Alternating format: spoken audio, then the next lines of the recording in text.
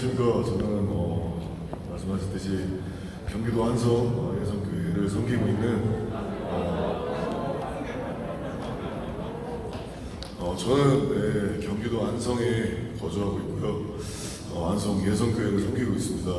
나이는 37살이고요.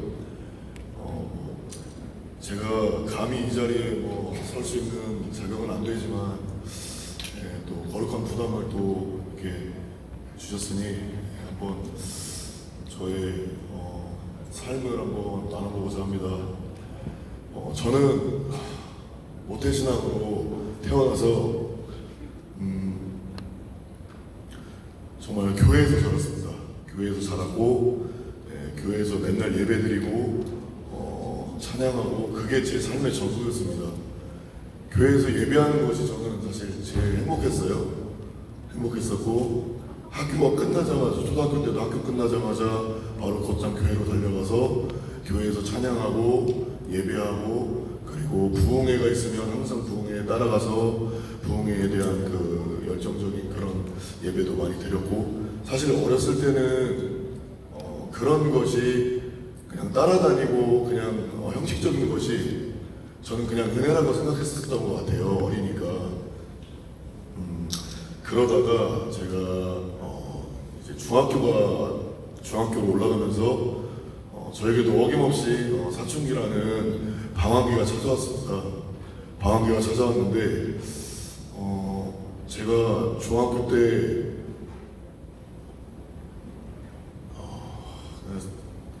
남들 이제 세상 사람들 다 아는 이제 술 담배를 하기 시작했어요. 정말 어렸을 때부터 거룩한 삶을 살다가 이렇게 세상으로 이렇게 가게 된 게 제가 중학교로 올라갔는데 중학교에서 학교 끝나고 교회 가는 사람은 저밖에 없더라고요. 그래서 사춘기라 그런지 그게 어느새 창피하게 느껴지더라고요. 그래서 그 이후로는 뭔가 아이들과 제가 못 어울리는 느낌을 좀 받았던 거예요. 그래서 저는 교회를 가면 내가 아이들과 어울리지 못하는 건가 이렇게 생각이 들어서 그때부터 하나님을 좀 멀리하기 시작한 것 같아요. 하나님을 멀리하기 시작하고 그때부터 친구들이 권유하는 담배라든지 술이라든지 이제 좋지 않은 그런 것을 제가 손대기 시작했습니다. 손대기 시작했고 저는 사실 그게 좋은지는 몰랐어요. 사실 좋은지도 몰랐고 그냥 나쁜 것은 제가 인지하고 알았지만 이것을 해야 그 아이들과 어울릴 수 있다는 그런 생각이 많이 들었어요.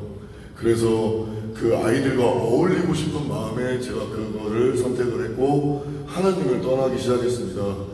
그게 저의 방황기의 시작이었습니다. 근데 이제 제가 그렇게 세상에서 살다가 정말로 그냥 저한테는 그런 기분이 들었어요. 하나님의 바운더리 안에 있다가 밖으로 나갔는데 제가 경험해보지 못한 세상을 저는 만났습니다.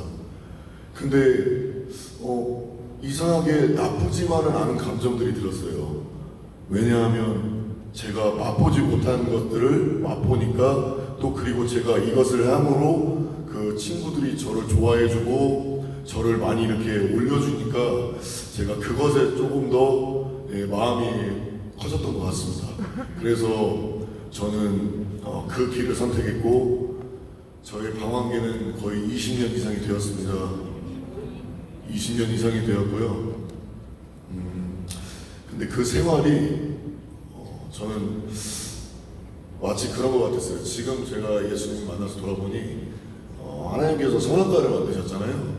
그러니까 선악과 같은 그런 모습이었던 것 같아요. 겉으로는 굉장히 달콤하고 굉장히 이쁘고 굉장히 모범직스럽게 보여서 제가 그것을 따라갔었습니다. 근데 이제 제가 한 20년 이상을 방황하면서 살다가 제가 사실 그 청소년기에 떠나서 한 번도 교회를 가본 적이 없어요. 저는 교회를 가본 적이 없었고 하나님한테 기도는 당연히 안 드렸었고요. 하나님을 아예 떠났기 때문에 그리고 누군가가 저한테 뭐 종교가 뭐냐 그러면 난 무교야, 난 믿는 거 없어, 난 자신을 믿어 라고 당당하게까지 얘기를 했었습니다. 근데 이제 제가 사실 교회 가는 것도 저에게는 부담이었어요, 사실. 왜냐하면 이제 세상에 제가 아예 물들어 버렸기 때문에 사탄이 저를 도와주지 않으려고 했을 겁니다. 근데 어느 날 저희 어머니께서 저한테 생전 교회 가자는 소리를 안 하셨거든요. 왜냐하면 제가 그 부분에 대해서 되게 불만이 있었고 그냥 저는 자유롭게 살고 싶었습니다. 근데 어머니께서 어느 날은 교회를 한번 가볼래? 라고 이렇게 던지시는 겁니다. 그래서 제가 그날따라 이상하게 한번 가보고 싶다는 마음이 들었습니다. 그래서 제가 한번 어머니를 따라서 교회를 한번 참석을 했습니다. 교회를 참석을 했는데 교회에서 이제 흘러나오는 찬양이 저의 마음을 되게 울렸습니다. 사실 그때 나왔던 찬양은 저는 잊을 수 없습니다. 그때 나왔던 찬양이 그 사랑이라는 아까 그 가수 형제분께서 불러줬던 그 찬양이 제 마음을 울렸습니다. 제 안에 계신 성령님께서 저를 만져주시고 계셨습니다. 저는 사실 그때 눈물이 너무 많이 났거든요. 정말 제가 살면서 흘릴 수 없는 눈물을 계속 흘렸던 것 같아요.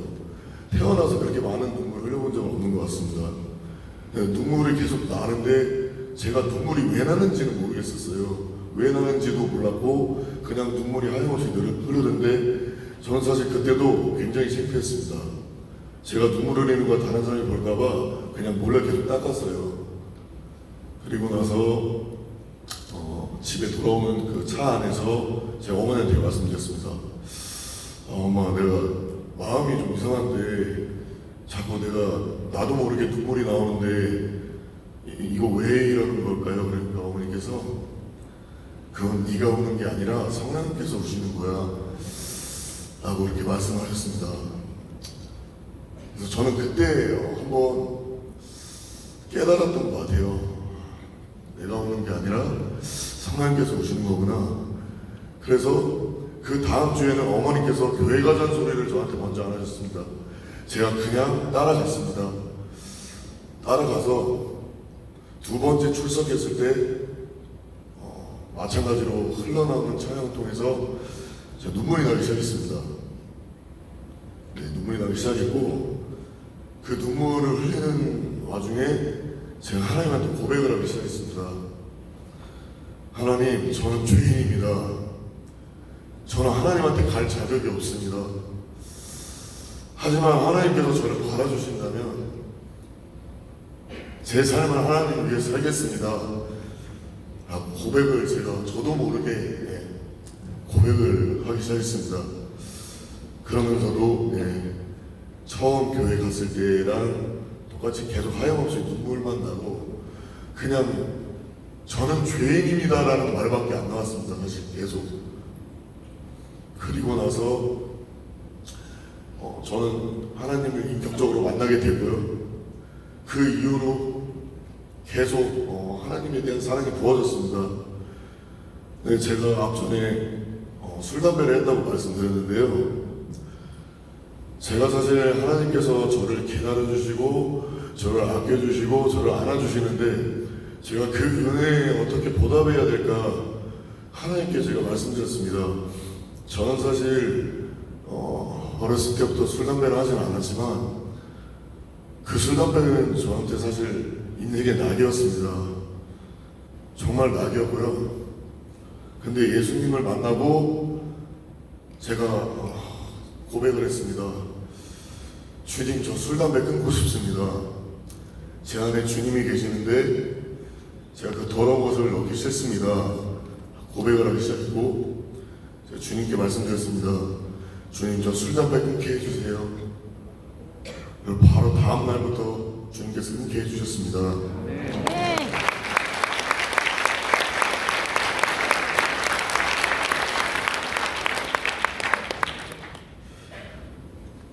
저도 솔직히 믿기지가 않았습니다. 왜냐하면 제가 20년을 넘게 술, 담배를 했는데 주님께서 이렇게 한 번에 단번에 그렇게 하실 줄은 몰랐습니다, 진짜. 왜냐면 저는 솔직히 의심했거든요. 제가 하나님 의심했어요. 과연 바로 그렇게 해주실 수 있을까? 근데 저의 의심이 확신으로 바꾸게 해주셨습니다, 하나님께서.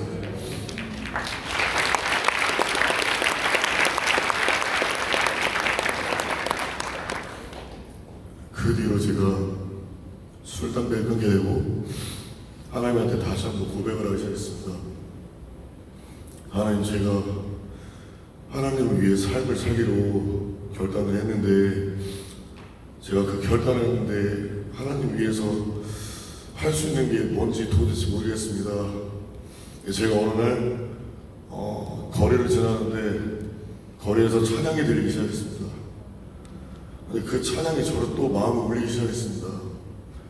그래서 제가 하나님께 기도했습니다. 하나님, 그러면 제가 찬양으로 하나님께 삶을 바치겠습니다. 그리고 저는 곧장 서울역으로 달려갔습니다. 서울역에 달려가서 사람들 앞에서 예수님을 전하기 시작했습니다.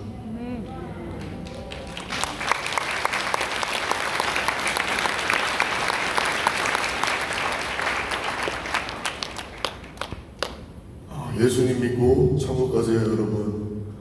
여러분, 예수님 여러분 사랑하십니다. 예수님께서 여러분 절대 포기하지 않으십니다.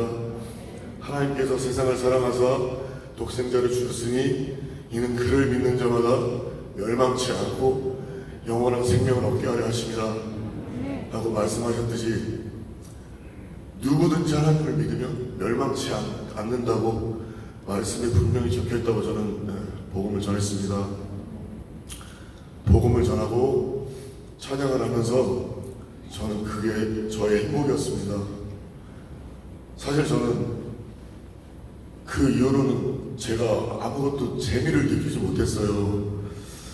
그냥 단지 하나님을 찬양하고 하나님 말씀 보는 게 저한테는 유일한 낙이었습니다. 근데 이게 또 사람이 시간이 지나다 보니까 이 첫사랑이 그 하나님을 인격적으로 만났던 그 사랑이 조금씩 식더라고요. 그런 제 자신이 너무나 좀 미웠습니다. 그러던 어느 날 어머니께서 청년사업단이라는 그런 공고를 보시고 저에게 이제 말씀하셨습니다. 제가 제 나이가 지금 37살이거든요. 근데 그 공고에 만 35세까지라고 이제 써있더라고요. 그래서 저는 어머니한테 어머니, 저는 나이가 안 될 것 같다. 저는 못 갈 것 같다. 제가 가게 되면 미래 끼치는 것 같다라고 말씀드렸는데 어머니께서 그거는 네가 생각할 게 아니라 하나님께서 알아서 하실 거니까 그냥 가기만 하면 된다라고 말씀하셨습니다. 그래서 그 말에 순종하고 이번 청년사업단에 오게 되었습니다.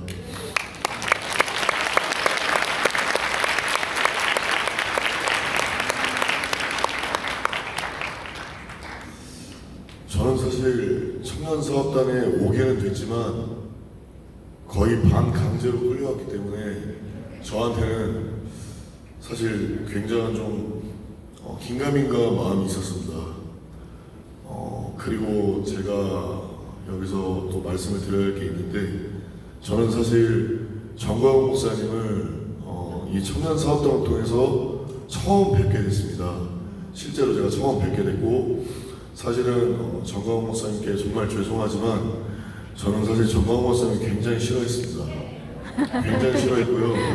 예, 제가 굉장히 의심을 많이 했습니다. 왜냐하면 아시다시피 지금 뭐 유튜브나 이런 영상에서는 굉장히 정광훈 목사님을 까는 영상이 굉장히 많이 올라와 있어요. 정말 많이 올라와 있고 저 역시도 그런 영상을 보고 정광훈 목사님 굉장히 의심을 많이 했습니다. 의심을 많이 했고 정말 어머니는 저한테 항상 정광훈 목사님은 대한민국 하나님께서 대한민국 선지자를 세우셨기 때문에 정광훈 목사님 말씀은 굉장히 좋아. 항상 나라를 위해서 헌신하시고 나라를 위해서 애국하는 이 애국자의 모습이 굉장히 열정적인 분이셔라고 말씀하셨는데 저는 거기에 항상 반문을 했습니다. 어머니 분별하세요. 어머니 분별하시고 하나님께서 선지자 세울 때 그렇게 막 세우지 않아요.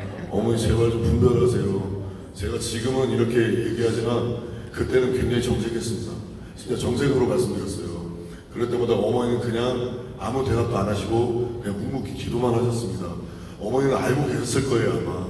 예, 제가 나중에 회개할 거라는 거를 어머니는 분명히 알고 계셨습니다. 근데 제가 청년 사업단에 와서 사실 저는 그 전에 한 번은 이런 마음이 들었습니다. 정광훈 목사님 말씀은 내가 한 번은 들어보고 싶다.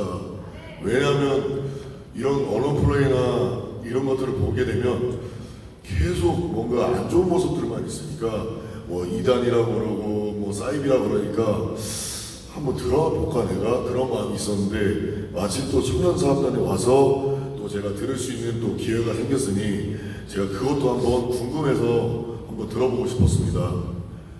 근데 이제 제가 와서 정광훈 목사님 말씀을 들어보고 정광훈 목사님의 이 애국심을 제가 직접적으로 경험을 해보니 저의 의심은 그냥 확신으로 바뀌었습니다.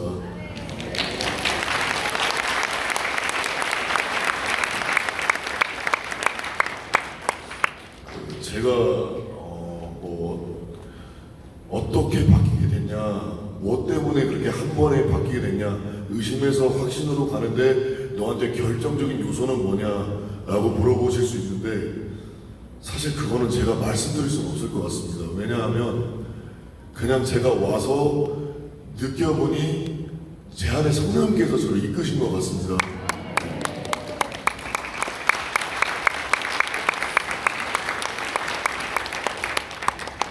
성령님께서 저를 이끄신 것 같고요. 저는 정광훈 목사님께서 항상 교단에서 욕을 많이 하시잖아요.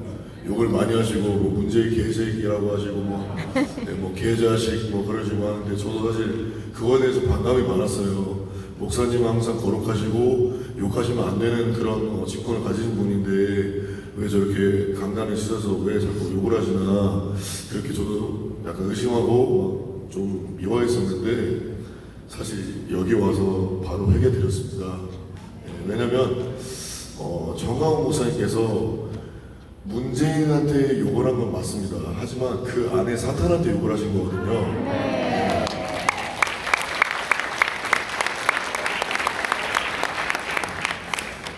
그러니까 제가 와서 정말 느끼고 그 정광훈 목사님의 그 뜨거운 성령님의 그 불타오르심을 제가 느껴보니 그 욕마저 제가 너무 재밌더라고요 이제는.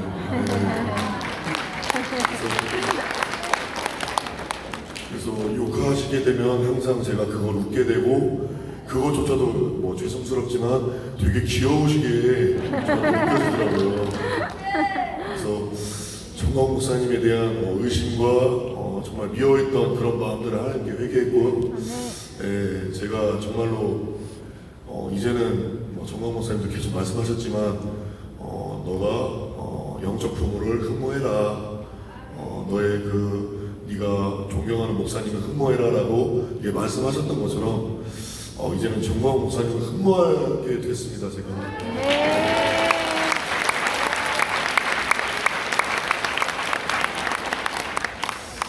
그래서 저희 어머니께서는 전부터 사랑제일교회에 출석해봐라. 네가 가서 정광훈 목사님 말씀도 들어보고 한번 네가 경험을 해봐라 라고 말씀하셨지만 저는 그때 아직 준비가 되지 않았거든요. 근데 이번에 저한테 확신을 주셨기 때문에 저는 한번 또 말씀을 들어보고 싶어서 이번 주부터 한번 제가 말씀 들어보러 갈 계획이고요.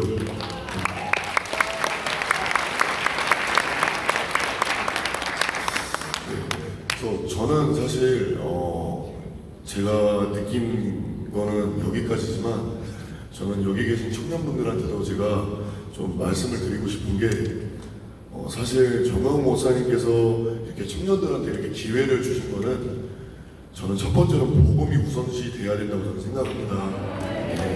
일단 복음이 우선시 되고 그 다음이 사업이라고 저는 생각을 하고요. 정광훈 목사님께서 항상 표어처럼 말씀하셨던 예수 한국 복음 통일, 그게 예수님이 먼저 나왔기 때문에 그게 저는 가능하다고 저는 생각하고요. 예. 그리고 앞으로 여기에 또 지원하시고 또 방송을 통해서 보시는 우리 청년 여러분께 제가 조금 드리고 싶은 말은, 제가 그 인터뷰 때도 제가 말씀을 드렸었는데, 사실 청년들이 굉장히 많이 프레임이 씌워져 있어요. 굉장히 많이 프레임이 씌워져 있고, 정광훈 목사님에 대한 안 좋은 인식이 굉장히 큽니다. 그리고 안희환 씨나 다른 또 다른 유튜버들이 짜집기 편집을 해서 그것만 집중적으로 올리니까 사람들이 그거에 세뇌가 되는 것 같습니다. 그래서 저는 그런 청년들, 그 영상을 보고 정광훈 목사님을 의심하고 좀 미워하는 청년분들한테 저는 말씀을 드리고 싶은 게, 제가 앞전에도 얘기했었지만 그 사마리아 여인이 예수님을 만나고 정말 그 뜨거움을 받았거든요. 사마리아 여인에게는 몇 명의 남편이 있었지만 그 남편들은 다 가짜였고 그 사마리아 여인은 굉장히 갈급한 여자였는데 예수님을 통해서 그 영적 갈급함이 다 해소가 됐거든요. 그 이후에 사마리아 여인이 동네에 돌아가서 뭐라고 했냐면, 와서 보라, 와서 한번 들어보라 라고 얘기했거든요. 저는 우리 청년들한테 그렇게 말해주고 싶어요. 와서 한번 직접 경험해보세요.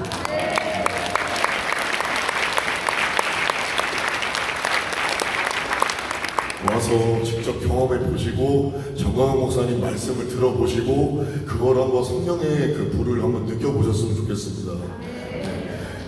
저는 그런 프레임들을 보고 사실 지금에서야 느끼는 거지만, 이게 사실 계속 영상을 편집해서 짜집기 하는 거는 그 안 좋은 모습만 보여주는 거거든요. 근데 사실 와서 말씀 전체를 한번 보셔야 돼요. 그것만 보시면 안 되고요. 말씀 전체를 보셔야 되고요. 또 우리가 성경을 볼 때도 내가 보고 싶은 부분만 보면 안 돼요. 그냥 창세기부터 요한계시록까지 다 보시고 그거를 이제 말씀으로 보셔야지, 부분 내가 보고 싶은 것만 보면 그건 하나님의 말씀이 아니라고 저는 생각합니다. 그래서 청년분들께서 어떤 판단하시기 전에 정광훈 목사님 말씀하시는 걸 직접 한번 오셔서 한번 들어보셨으면 좋겠습니다. 저는 앞으로는 사실 제가 예수님에 대한, 예수님 처음 만났을 때 그 첫사랑 회복이 저는 1순위였어요 사실. 근데 청년사업단 와서 제가 그게 완전 이루어졌어요 사실.